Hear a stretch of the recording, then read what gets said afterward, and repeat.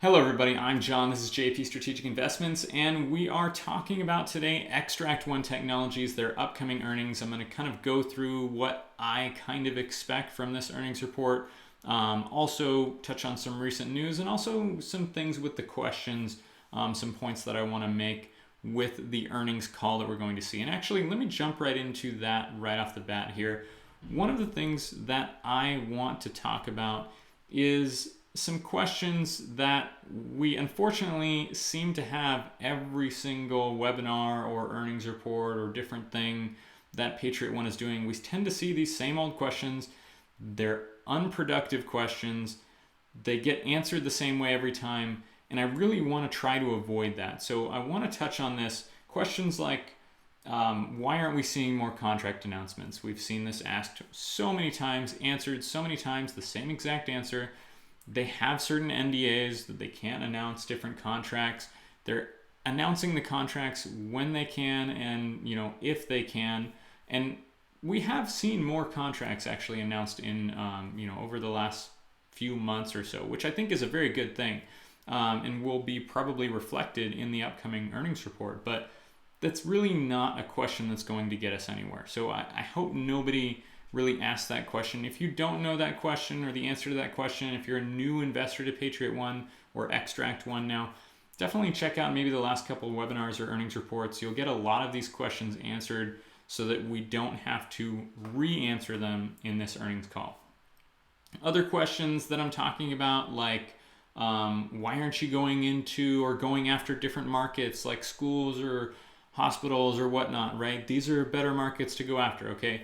They've answered this multiple times again. They've talked about the strategy as far as going after specific customers first, like the entertainment and sports venues or casinos, because of their cash-rich, nature, because of the different, use cases for them. And they've talked about the strategy multiple times, and they still are getting interest from these other different markets and things like schools, right? We saw a recent announcement with a school district contract. So they've talked about that multiple times. Other questions like, what are you doing to get the stock price up?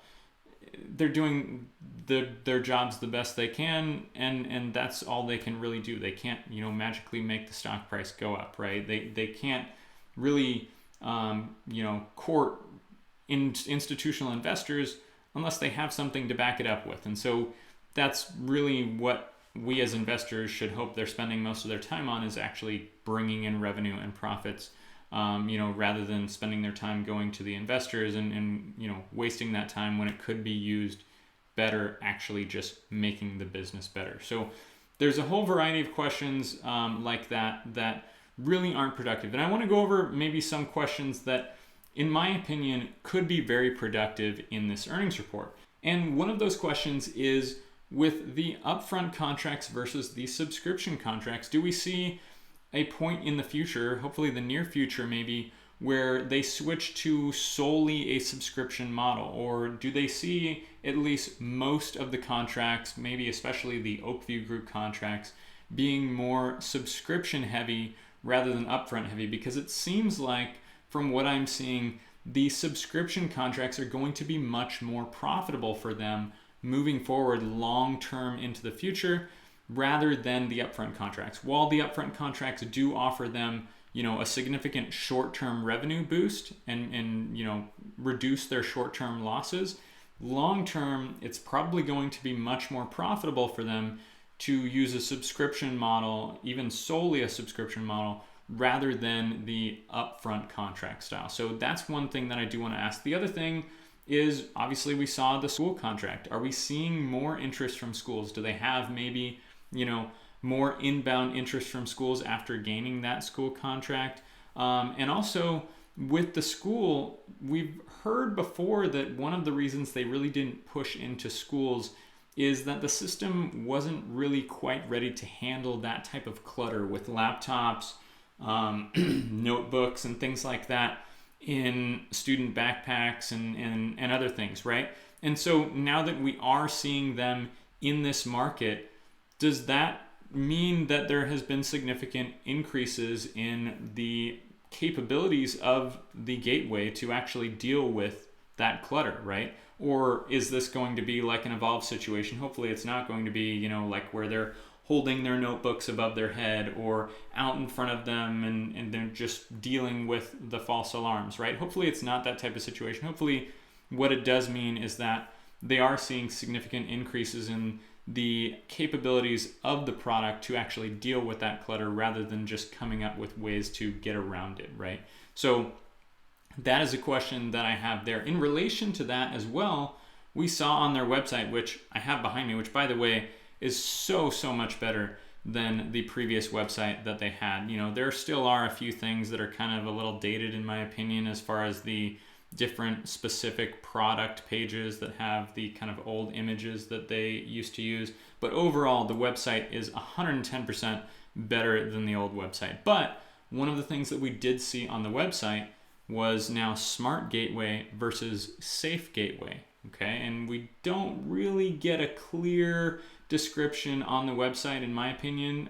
Maybe you guys can tell better than I am, but we don't really get a clear picture as far as what is the actual difference between Safe Gateway and Smart Gateway. Smart Gateway is kind of the name that we've seen before, so we don't really know what this new Safe Gateway is, and maybe that has some relation to now moving into schools, maybe it doesn't, but it would be nice to get some clarification, some information on what the difference is between now Smart Gateway and Safe Gateway. And these are the questions that I think is really going to be productive. They're really going to be helpful to investors to evaluate, where the company and the stock might be in the future, rather than these same old questions that have been asked and answered before that really don't help us at all in actually making a decision and making predictions as far as the company and the stock going forward. So I really just wanted to touch on that, and hopefully we can get some productive questions, some really good questions answered in the earnings call,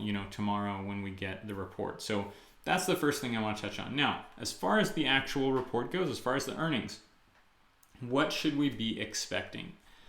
I really am expecting probably a pretty good report, and here's why. And I did kind of go over in depth as far as this in a previous video, so if you haven't watched that, maybe just watch that, but I'll give you a quick description here. Basically, in their last earnings report, they told us that they had, as of the end of July, about 6.2 million in cash, right? And as of that quarter, we can go into kind of my spreadsheet here. In the last quarter, their cash burn was just over 4.5 million, okay? Now, here's why this is important, right? Because if the last quarter, if at the end of July, they said they had 6.2 million in cash, right? And they burned 4.5 million in the last quarter, right? Well, we've gone August, September, October, November, and now partway through December, right? We're almost a quarter and a half past that last report, right?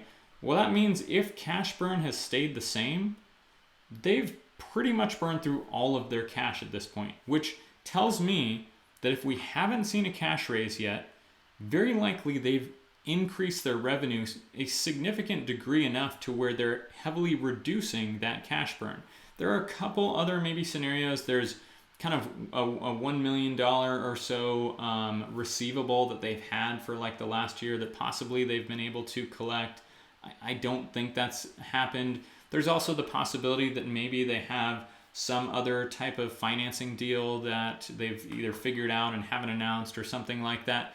I'm really expecting probably a decent bump in revenue from Patriot One in the next quarter. Now, one thing we do have to watch out for, and again, this kind of gets back to one of my questions, is hopefully that's not a result of a couple large upfront contracts that just give them a short-term boost, and then we're kind of back down into maybe the level that we were at before with the subscription contract, right?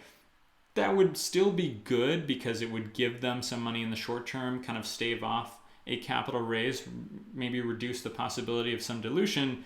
But ideally, what we're going to see is a lot of subscription, an increase in the subscription revenue. So that's one of the things that we'll have to keep an eye on there. Whether we're seeing an increase in the upfront or subscription, maybe we can get an answer on a question, or maybe they'll just give it to us in the report in the quarter, how much of their revenue came from subscription, or percentage-wise, how much of the contracts were subscription versus upfront. I think they kind of gave an overall number last earnings report. So maybe we get that information. But anyway, long story short with this whole thing, I know I've gone over a lot of different numbers here. But basically, my point is we have yet to see a capital raise. They only had $6.2 million in cash as of July. We've already gone 4.5 months, and we still haven't seen a capital raise. Somehow, they're hanging on to a decent amount of cash. My explanation for that, the one that I think is most likely, is an increase in revenue, but it could be a result of some other things that I might not be seeing. So what you guys think, let me know in the comments below. Let me know if you think I'm missing anything. Let me know if you think there's any possible ways that they might be, holding on to some cash, any other funding that they might be getting.